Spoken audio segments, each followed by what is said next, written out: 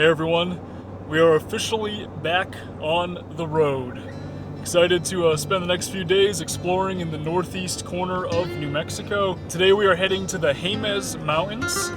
Have a very full afternoon planned. About 40 minutes left to drive until we get to our first destination. Then we'll go to the next one, the one after that, and then eventually find our campsite for the night.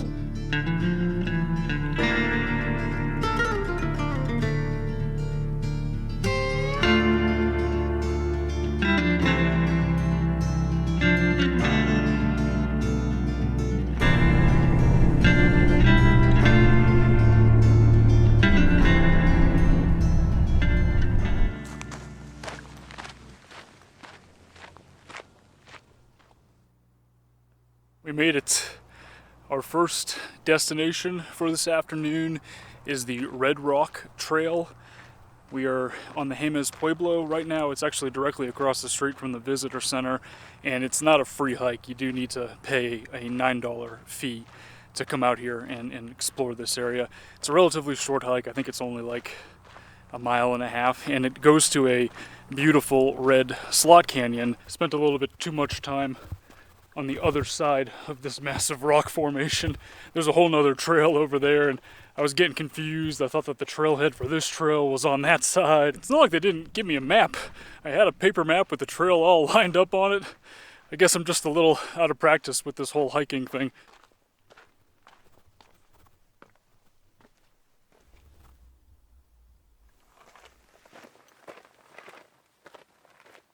This is a beautiful trail so far, though. I guess the best thing is there's not really anyone else out here. I've only seen one other group hiking back. It's super quiet, very peaceful spot. Granted, the temperature right now is somewhere in the mid-90s Fahrenheit. It's the middle of the day on a Tuesday afternoon, so I guess that explains why I have the whole place to myself. I think my only saving grace is that it's pretty cloudy. The sun hasn't really come out, and I'm hoping it doesn't do so for at least another hour.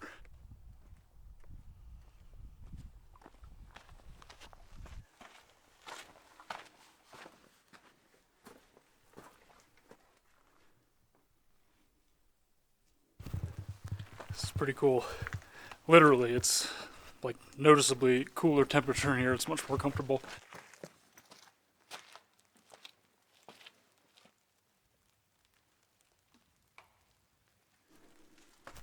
I guess this is the end. I don't really know a whole lot about slot canyons. One of the things I did see, apparently it has to have at least a 10-to-1 ratio in order to be considered a slot canyon, so it has to be at least 10 times as tall as it is wide.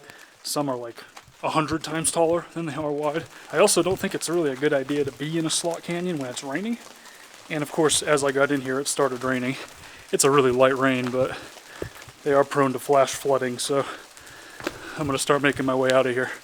I guess that definitely would explain why there's all this green vegetation in here.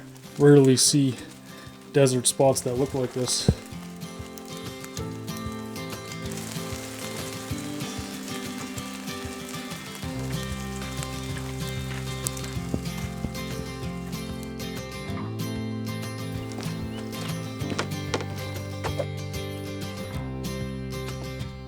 This was a very cool hike. Definitely worth the $9 entrance fee. There was all these trails, and there were a couple of bridges that crossed over, different arroyos, stairs. Made the slot canyon a lot more accessible, so they definitely have to maintain it out here. Also helps that I've basically had the whole area to myself. Awesome way to start the trip.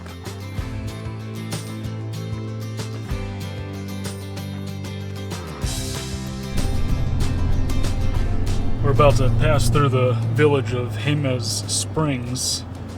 To the left is the Jemez River, which is, I think, pretty well known for fly fishing. And we're currently in the Jemez National Recreation Area, which I think is part of the Santa Fe National Forest. It's pretty cool. There's all these little pull-offs for fishing and picnics, and there's a couple of campgrounds that I've already passed.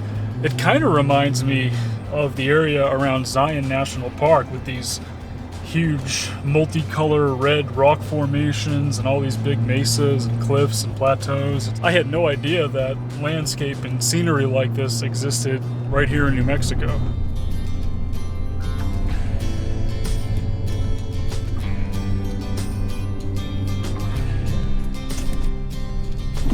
All right, our next stop for the afternoon should be a little bit less effort than the last one because it's literally right next to the road. I can see it from where I'm sitting. It looks super cool. It's called the Soda Dam Springs. I think it's a pretty popular stop along this route. So apparently this is a naturally occurring dam. It's all calcified deposits from hot springs. And it's been here for like 7,000 years estimated or something like that.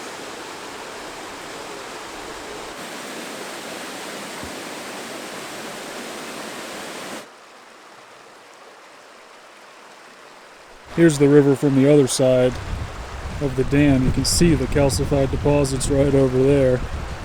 That kind of slows the flow and then creates that little waterfall. Pretty neat geologic feature. I guess the rain followed me from the Red Rock Trail all the way up here. It's coming down pretty hard right now, so I'm just taking some shelter underneath this part of the dam. Gives me a good opportunity to look at these calcified deposits. I guess it's calcium carbonate, maybe some other things as well. I'm not a geologist, but it is really pretty, I can tell you that. Got these kids over here climbing up into that little cavern. I don't know if I'll fit in there.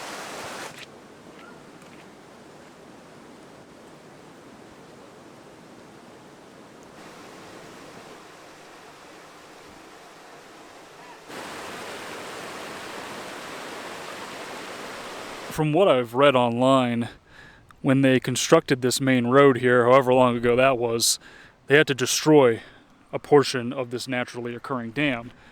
And as a result of it, it actually redirected the water a little bit and has changed the flow to the point where it's unfortunately disintegrating slowly over time. Might not be here forever.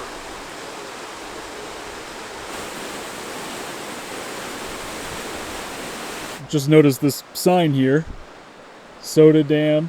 It is calcium carbonate from a spring that bubbles to the surface at this point. The dam is 300 feet long, 50 feet high, and 50 feet wide at the bottom.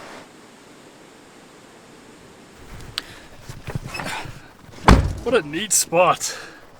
That was something else. I will say it does kind of have like a distinct sulfur-y kind of smell going on. It smells very volcanic almost, and I guess that makes sense, because the thing is created by hot springs.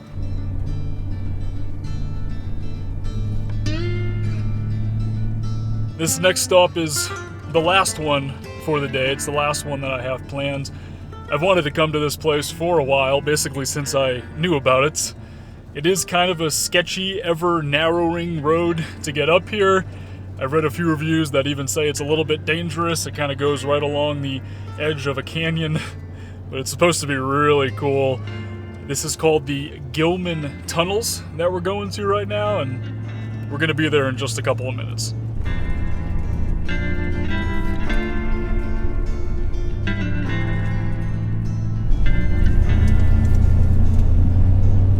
At least there's a guardrail, but this is crazy. Wow.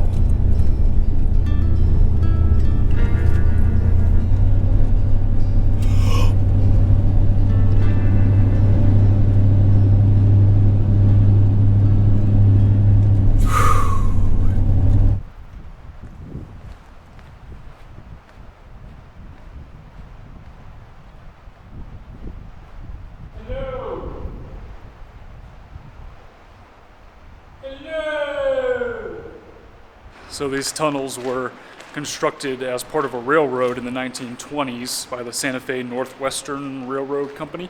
They're actually named after one of that company's CEOs, Mr. Gilman. But I think in the 1940s, 1941 or so, they decided that they didn't need it anymore. I think it was used primarily for timber. This area is known for lumber. But yeah, they stopped using that railroad, and then they ended up turning it into a regular road, and it's just a forest road here in the Santa Fe National Forest. I should also mention that the Gilman Tunnels have been featured in quite a few different Hollywood films, including the most recent remake of 3:10 to Yuma with Russell Crowe in 2007, and then The Lone Ranger in 2013, and The Scorch Trials in 2015, just to name a few. Talk about an incredible location. This road is located right next to this giant canyon. You have the river running through beneath. Probably not as dangerous as my research led me to believe. It's not terrible, there are guardrails. But I guess if there were actually people out here, if it was like a busy afternoon on the weekend or something, might be a different story. It'd be really difficult to turn around and to move around up here. Fortunately, I haven't seen anyone around since I got here.